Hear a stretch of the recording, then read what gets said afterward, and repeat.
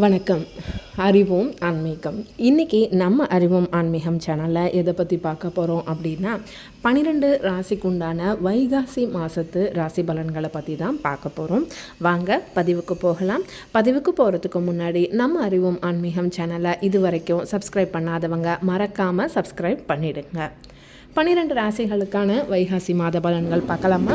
முதல்ல மேஷராசி. மேஷராசிக்கு வைகாசி மாதம் எப்படி இருக்குது அப்படின்னு பார்த்தோம் அப்படின்னா, உடல் ஆரோக்கியத்தில் கொஞ்சம் கவனமாக இருங்க. சரும சம்பந்தமான தொல்லைகள் ஏற்பட வாய்ப்புகள் அதிகமாக இருக்குது. அதனால் கொஞ்சம் ஜாக்கிரதையாக இருந்துக்கிறது நல்லது. நண்பர்கள் மற்றும் உறவினர்கள் ஆகியோருக்கு பண உதவி செய்தால் அது திரும்ப கிடைக்கிறது கொஞ்சம் அரிது தான். அதனால் பண விஷயத்தை பொறுத்த வரைக்கும் கொஞ்சம் கவனமாக இருக்கிறது நல்லது. திருமண சம்பந்தமான முயற்சிகளுக்கு கிரகநிலைகள் இம்மாதத்தில் அனுகூலமாக இல்லை. அதனால் கொஞ்சம் முயற்சிகளை தள்ளி போடுறது ரொம்பவே நல்லது. உத்தியோகத்தை பொறுத்த வரைக்கும் குரு பகவானும் திருதிய ஸ்தானத்தில் சஞ்சரிக்கிறதுனால மேலதிகாரிகள்கிட்ட கொஞ்சம் அதிருப்திக்கு ஆளாக நேரிடும். அதனால் அதுலேயும் கொஞ்சம் கவனமாக இருங்க. பாடங்களில் மனதை செலுத்தினா மட்டும்தான் மாணவ மாணவர்களால் முன்னேற்றம் அடைஞ்சு வெளில வர முடியும். பெண்மணிகளை பொறுத்த வரைக்கும் இம்மாதம் வேலைக்கு செல்லக்கூடிய பெண்களுக்கு அலுவலக சூழ்நிலை மிகவும் சாதகமாக இருக்குது. அதை நல்லபடியாக பயன்படுத்திக்கோங்க. நல்ல வாய்ப்புகள் உங்களுக்கு தேடி வர்றதுக்காக கிரகநிலைகள் எடுத்து காமிக்குது. அதனால் பொறுமையாக இருந்து உங்கள் வாய்ப்புகள் வரும்போது பலனை அனுபவிக்கலாம். அடுத்தது ரிஷபராசிக்கு ஜென்ம ராசியிலே பலம் வாய்ந்த சூரியன் சஞ்சரிக்கிறதுனால உஷ்ண சம்பந்தமான உபாதைகள் ஏற்படக்கூடியதாக இருக்குது. அதே மாதிரி தொழில் வியாபாரத்தை பொறுத்த வரைக்கும் சனி பகவானின் ஆதிக்கத்தில் இருக்கிறதுனால சுக்கிரன் உங்களுக்கு சாதகமாக சங்கரிச்சிருக்கிறதுனால உங்களோட திட்டங்கள் அனைவரும் நிறைவேறும். மாணவ மாணவியரை பொறுத்த வரைக்கும் இம்மாதம் முழுவதும் புதன் பகவான் சுபபலத்துடன் சஞ்சரிக்கிறதுனால நல்ல மதிப்பெண்கள் பெற்று திகழ்வீர்கள். பெண்களை பொறுத்த வரைக்கும் அதிகமான நன்மைகள் பெறுவது பெண்கள் தான். பெரும்பான்மையான கிரகங்கள் அனைத்தும் உங்களுக்கு ஆதரவாக செஞ்சுருக்கிறதுனால இந்த அரிய சந்தர்ப்பத்தை நீங்கள் பயன்படுத்திக்கிட்டு வாழ்வில் முன்னேற்றம் அடையணும். அடுத்தது மிதுன ராசியில் பொறுத்த வரைக்கும் குரு பகவான் ஜென்ம ராசி சஞ்சார காலம் குடும்பத்தில் பிரச்சனைகள் ஏற்படுத்துவது உண்மைதான். இருந்தாலும் பரிகாரம் செஞ்சுக்கிறது மூலமாக இந்த விரைய காலத்தை நம்ம சுபமான காலமாக மாற்ற முடியும். திருமண முயற்சிகளில் வரனை தீர்மானிக்கிறது தவறுகள் ஏற்படக்கூடும். அதனால் கொஞ்சம் ஜாக்கிரதையாக இருந்துட்டு முயற்சிகளை ஆரம்பிங்க. உத்தியோகத்தை பொறுத்த வரைக்கும் ஜீவனஸ்தானத்தில் சனி பகவான் வலம் வர்றதுனால அலுவலக பணிச்சுமை கொஞ்சம் ஜாஸ்தியாக இருக்கும், பார்த்து செய்யுங்க. கல்வித்துறை தனது கட்டுப்பாட்டு கொண்டுள்ள புதன் பகவான்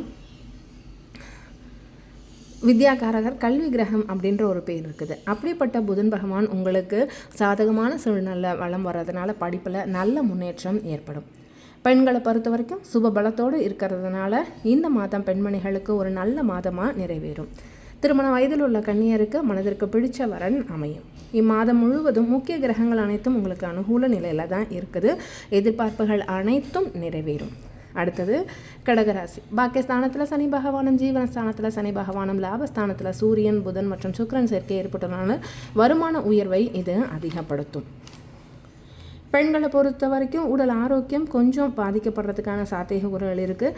நிதானத்துடன் நடந்து கொள்வது ரொம்பவும் அவசியம். செயல்களில் நிதானம் அவசியம். கூடிய வரையில் கடும் வெயில் வெளிச்செல்வதை கொஞ்சம் தவிர்த்துடுங்க.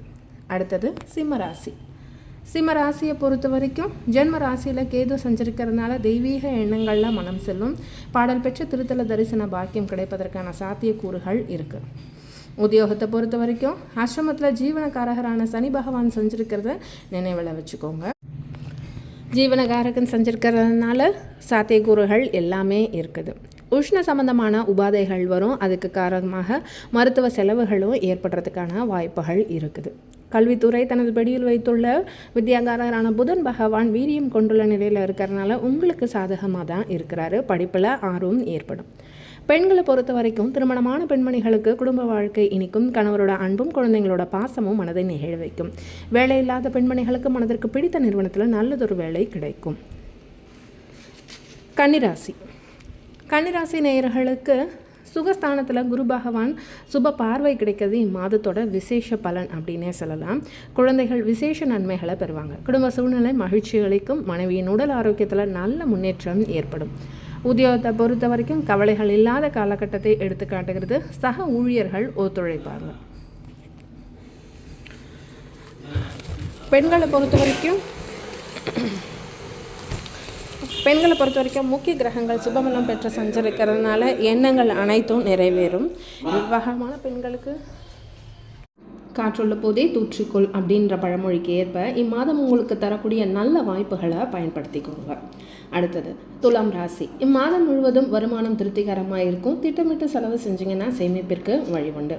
புதிய வேலைக்கு முயற்சித்து வரும் துலாம் ராசி அன்பர்களுக்கு நல்ல செய்தி காத்துட்ருக்கு. வெளிநாடு சென்று பணியாற்ற ஆர்வம் இருக்கவங்க இம்மாதத்தில் கண்டிப்பாக முயற்சிக்கலாம், வெற்றி கிடைக்கும்.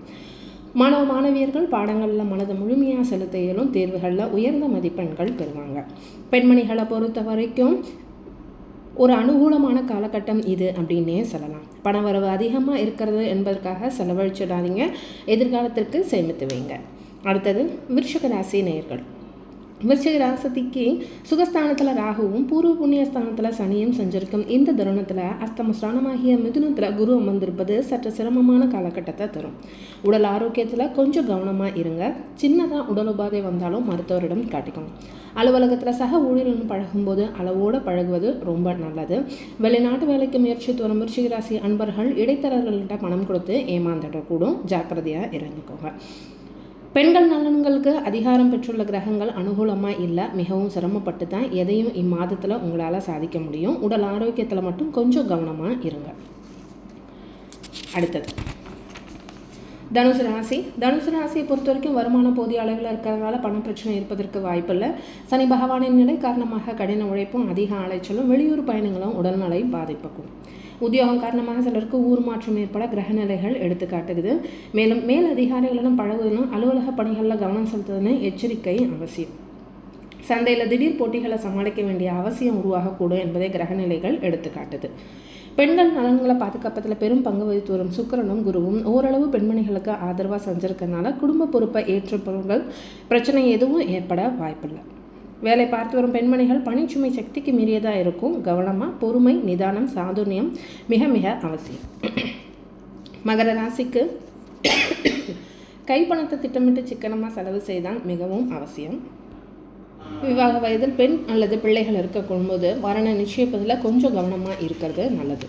உத்தியோகத்தை பொறுத்த வரைக்கும் அன்றாட பொறுப்புகளில் கொஞ்சம் கவனமாக இருக்கிறது நல்லது. சிறிது காலத்திற்கு கவனம் ரொம்பவே அவசியம். பெண்களை பொறுத்த வரைக்கும் குரு பகவான் ஓரளவுக்கு உதவிக்கரம் நீட்டுறாரு. பல நன்மைகள் இம்மாதம் பெண்களுக்கு மட்டும் காத்துட்ருக்குது. கும்பராசி நேயர்கள். கும்பராசிக்கு கிரகநிலைகள் நல்லதாக தான் இருக்குது. கடன் கொடுக்கவும் வாங்கவும் கூடாது. உத்தியோகத்தை பொறுத்த வரைக்கும் அன்றாட பொறுப்புகளில் கொஞ்சம் கவனமாக இருக்கிறது நல்லது. மீன ராசியை பொறுத்த வரைக்கும் திருதிய ஸ்தானத்தில் சூரியன் உடல் ஆரோக்கியத்தில் இருக்கிறதுனால கவனம் அவசியம். மீன ராசியை பொறுத்த வரைக்கும் திருதிய ஸ்தானத்தில் உடல் ஆரோக்கியத்தில் சூரியன் செஞ்சுருக்கிறதுனால சூரியன் சம்மந்தமான உஷ்ண சம்மந்தமான சரும உபாதைகள் ஏற்படுறதுக்கான வாய்ப்புகள் இருக்குது. கொஞ்சம் ஜாக்கிரதையாக இருங்க.